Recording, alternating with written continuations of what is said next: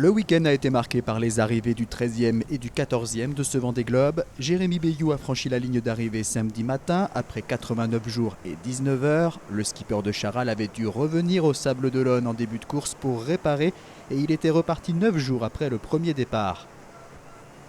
Romain Attanasio sur Pure Best Western est arrivé quant à lui samedi après-midi.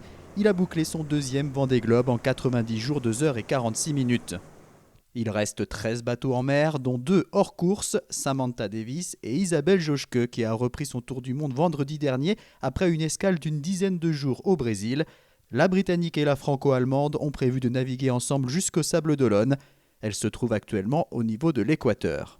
On s'est dit que c'est plus sympa à deux de faire la route pour s'échanger, pour prendre des décisions de météo. Vu qu'on est hors course, on peut s'échanger ensemble. Et aussi pour la sécurité de ne pas être loin un de l'autre. Donc c'est quelque chose, ça m'a beaucoup manqué depuis Cape Town parce que j'étais vraiment seule au début. Les prochaines arrivées sont prévues mercredi et jeudi avec un groupe de 5 bateaux très proches les uns des autres.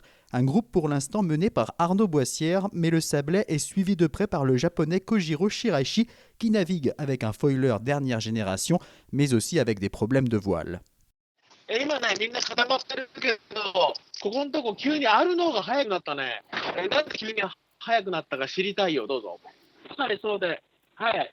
まさにセール真っ只中は31位だったんだよね。31位からここまでみんなに追いつけて、とても本当奇跡だと思うし、最後までメインセールを持たせなきゃいけないんでね、このメインセールでフィニッシュできれば、本当の奇跡がやってくると思います。どうぞ。はい、とても名誉ですね。アジア人初のバンデグローブ完走。アジアからこの大会出るのっていうのは本当難しいことなんですね。で、完走できるってことは名誉でね。何でもね、今、白石浩二郎って検索すると、次にバンデグローブって出てくるんですよ。一番検索エンジンでね、白石浩二郎と入力すると、次に最初にバンデグローブって出てくるのがね、とっても嬉しいです。それが大きな変化かな。どうぞ。Juste derrière, Stéphane Le Diraison et Alan Roura naviguent quasiment bord à bord. Mais qui c'est que c'est là-bas?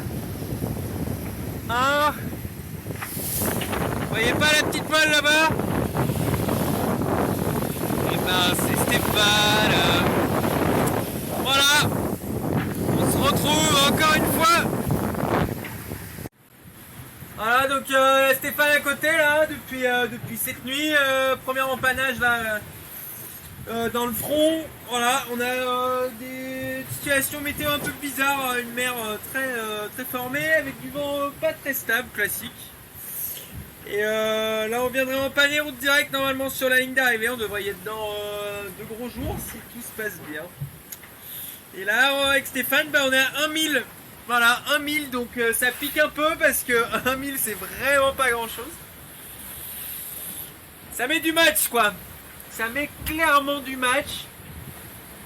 Pip Air complète ce groupe de 5. La Britannique est attendue dans la nuit de jeudi à vendredi. L'Espagnol Didac Costa est actuellement au niveau des Açores. Un peu plus loin, Manuel Cousin cherche une zone plus calme pour réparer. Victime d'une importante avarie sur son système de quilles, il doit bloquer cette dernière dans un axe pour continuer sa route en sécurité.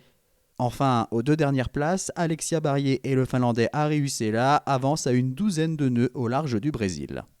Au pointage de 15h ce lundi, Arnaud Boissière 15e se trouvait à 681 000 de l'arrivée, Kojiro Shiraishi 27 000 plus loin. À un peu plus de 100 000 du skipper de la Micaline Artisan Artipole, on trouve Stéphane Le Diraison et Alan Roura. Pip Air 19e accuse environ 200 000 de retard. Didac Costa est à 689 000 d'Arnaud Boissière. Un peu plus loin, Clément Giraud est en 21e position avec 130 000 d'avance sur Miranda Meron.